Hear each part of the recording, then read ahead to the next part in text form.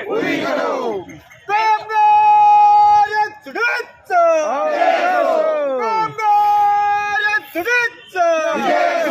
हम सब एक है, हम सब एक है, हम सब एक है। शासक विलीन करें, शासक विलीन करें।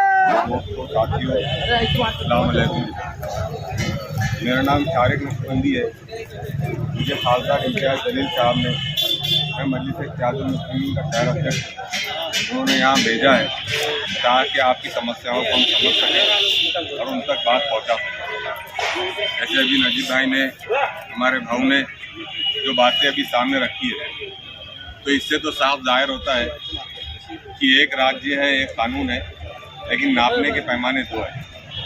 एक तरफ एक सरकारी कर्मचारी को जो है तो 60,000 70,000 रुपये तनख्वाही मिलती है, हालांकि वो 8 घंटे ड्यूटी देता है, और एक दूसरी तरफ जो है तो आपका डिपार्टमेंट है, एसटी का डिपार्टमेंट, जो हमेशा लोगों की खिदमत के लिए, सर्विस के लिए हमेशा 24 घंटे हाजिर रहता है।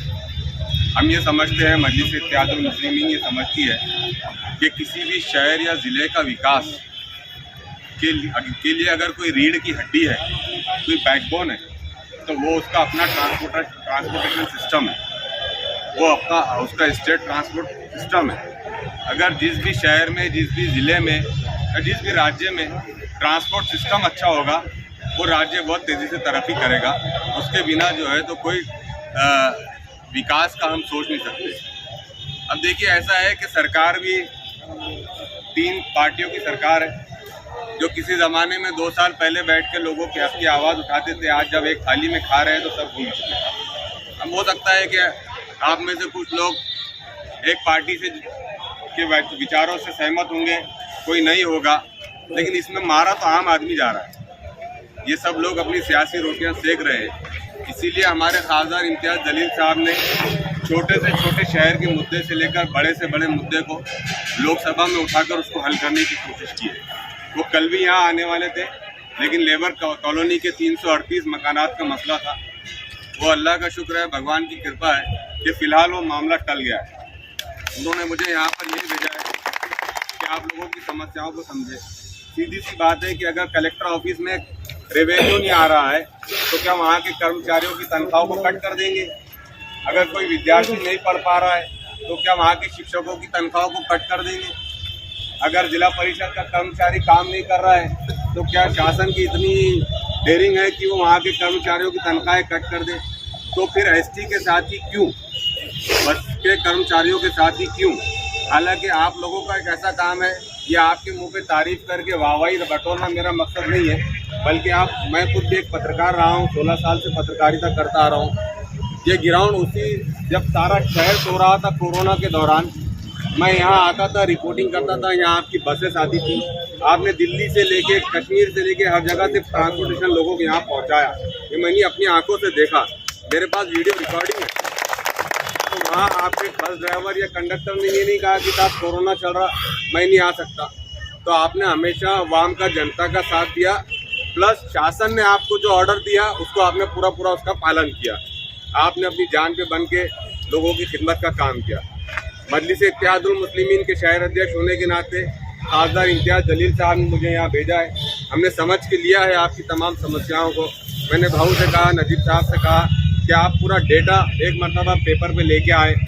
जैसे हमारा ये एक ऐसा एक इकलौता खासदार है कि जिसने देवलाई चौक के मुद्दे से लेकर चिकल थाने से लेकर हर मुद्दा लोकसभा में उठा रखा है।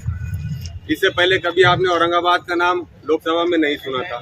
तो उसका मकसद यही है कि हम छोटे छोटे मुद्दों को ज़्यादा से ज़्यादा उठाएं, ताकि सरकार जो सोने का नाटक कर रही है, वो एक वर्ग जिसको वंचित रखा जा रहा है, उसके अपने हकूक़ से, उसकी अपनी सहूलतों से, वो उसकी अपनी जितनी राइट्स है उसको महरूम रखा जा रहा है। तो वो चाहते हैं कि शासन को जगाने का काम करें। और आपकी तमाम समस्याएं बहुत गंभीर है।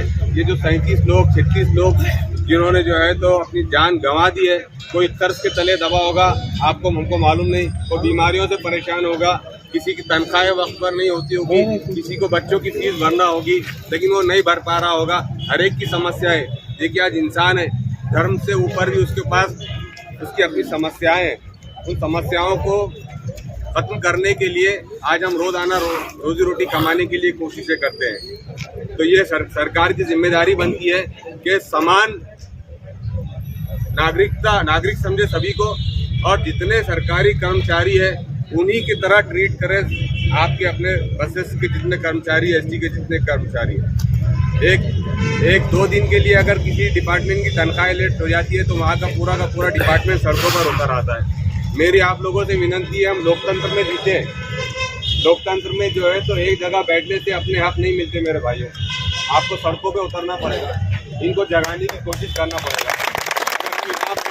चिल्लाएंगे तो ये इतने गूंगे और बहरे बने हुए हैं कि इनके अपने सब काम चल रहे हैं।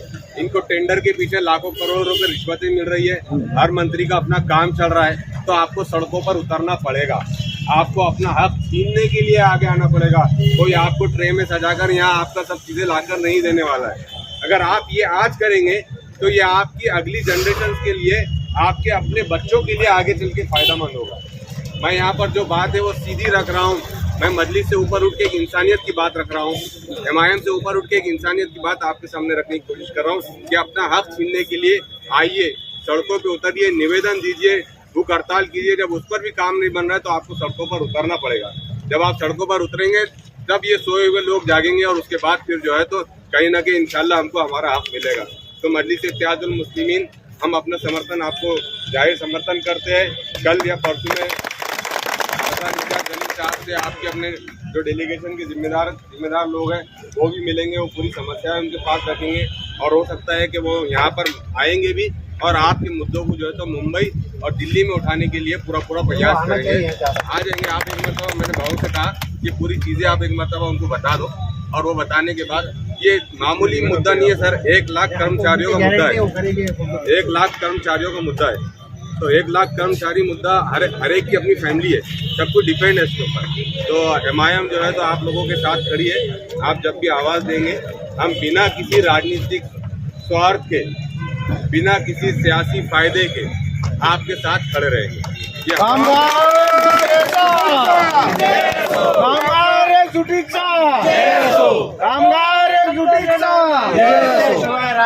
अरे कोण म्हणता देणार नाही, कामगार एक सुटीचा, हमारी मांगे पूरी करो, हमारी मांगे पूरी करो, कामगार एक सुटीचा, कामगार एक सुटीचा, हम सब एक है, हम सब एक है, हम सब एक है। शासनात विलीन करें,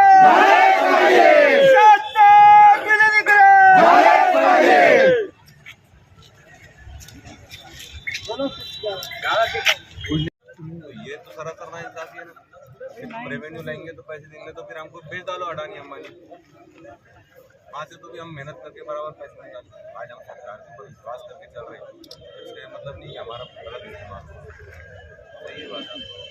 और वैसे आज एसटी बोले तो हर एक मतलब आज एक जिम्मेदार चीज है ना, इससे ऐसा नहीं है कि आज एसपी की वजह से हर कोई इससे जुड़ा। ट्रांसपोर्टेशन तरक्की जो होती है ना, डेवलपमेंट विकास जो रहता है वो ट्रांसपोर्टेशन रोड पे रहता है।